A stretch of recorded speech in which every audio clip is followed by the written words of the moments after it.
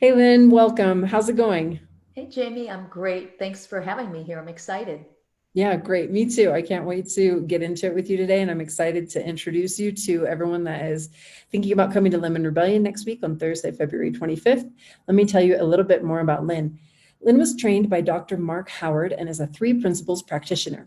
She points people to what they innately have within them: wisdom, well being, and resilience. She studied with the best in the coaching business, Steve Chandler. Lynn doesn't give her clients tools, techniques, or strategies to change, as there's nothing to fix. They're never broken. She points them to how their experience of life works instead. Now, I understand you've been a corporate trainer for Fortune 500 company. You've been a yoga teacher with consistently sold out classes, a professional hypnotherapist, successfully curing some of the biggest fears and phobias of people that were your clients.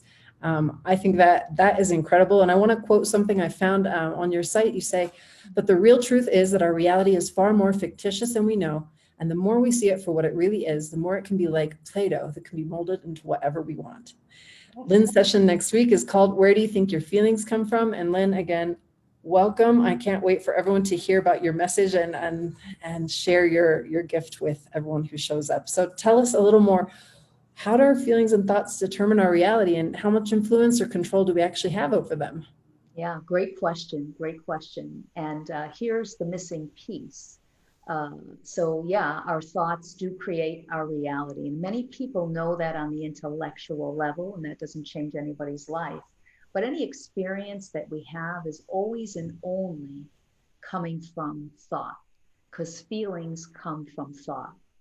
We've all been trained and conditioned innocently, of course, because that is the number one misunderstanding that keeps people stuck, is not knowing where their experience comes from, such as their feelings, how they're experiencing life. Many people think it's coming from outside, whether it is, from the weather, the pandemic, wearing a mask, their ex-partner, their job, difficult people.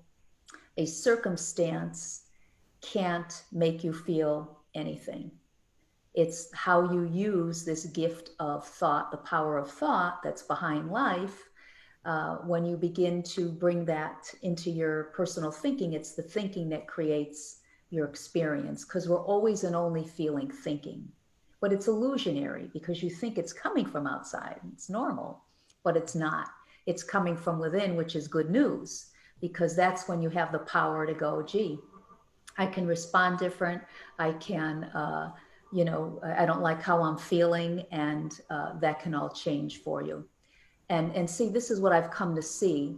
Even in my life, what happened is I would try to, excuse me, I would try to be happy. I would try to be more relaxed because I was very judgmental, and I would always trying to fix myself. And the piece that I was missing was, well, let me back up for a minute. So what I did was, before I would try to look at tools, self-help books, strategies to change. And I did NLP, I did tapping. I used to do a lot of that with clients. And then I went really on this search, and I ended up really finding the user manual to life, I call it. And what I was missing, and what many people are missing, is this: the invisible spiritual power of thought. When we don't know it's there, we tend to look outside to change ourselves. So when I point people in the direction that you can change your mind, you can't change it on purpose, or you're thinking on purpose rather. But when you understand what's behind life, how we operate, that's all that's needed. I know I said a lot. That's a big chunk, No, but it's wonderful, yeah. incredibly insightful too. I want to pull out something you said. You said we are only ever feeling or thinking.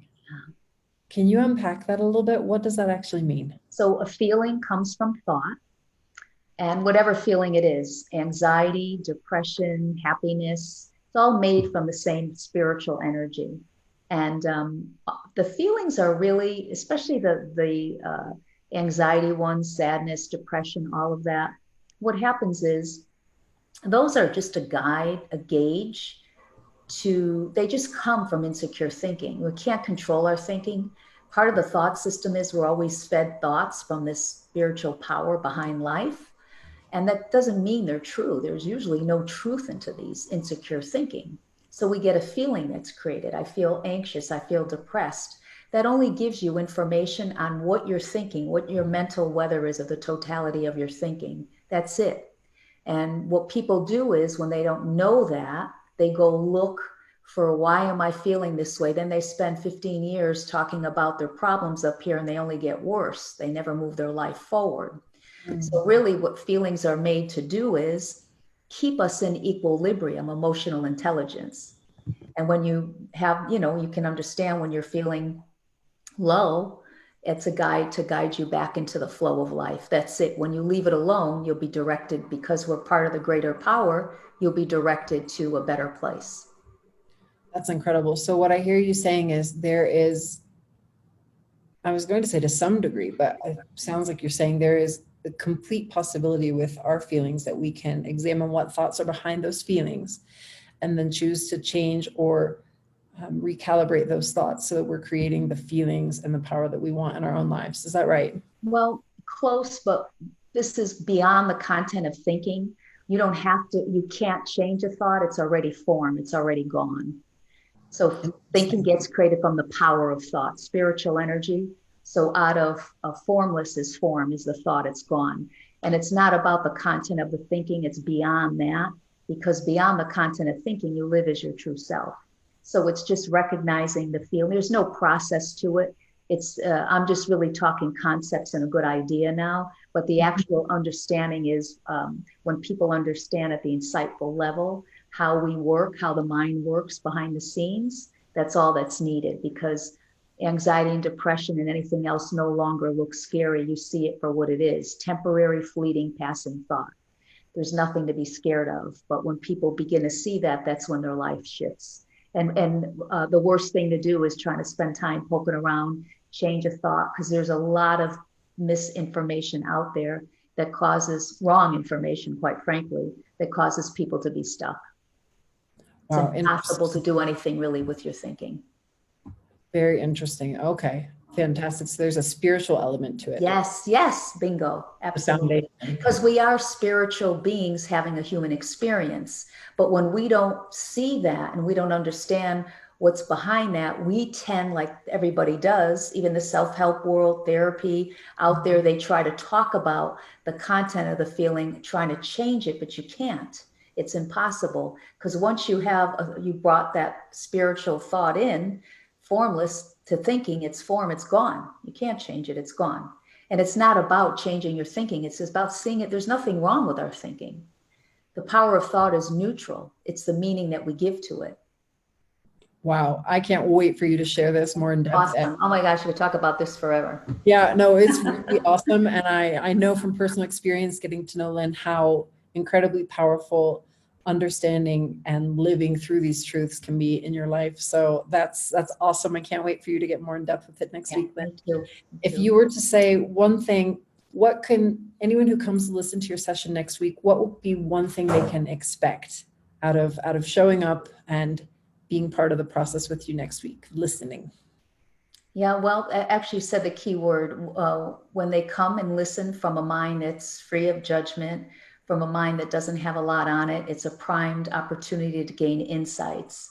And people see something, different. People see what they see and when they see it. But I don't know what they'll, everybody gets something different, or, they'll leave with a good feeling. And in that good feeling, I can promise that there is information in that good feeling. That means they have seen something. And they will leave saying this: why didn't anybody tell me this before? Awesome. Awesome, Lynn. Thank you again. And again, next week, Thursday, February 25th, you can hear Lynn speak on where do you think your feelings come from to get more in depth on this topic. Sign up if you haven't yet. Registration is free at lemonrebellion.com. Thanks again, Lynn. It was so good to see you. Thanks, Jamie. Bye. Bye-bye.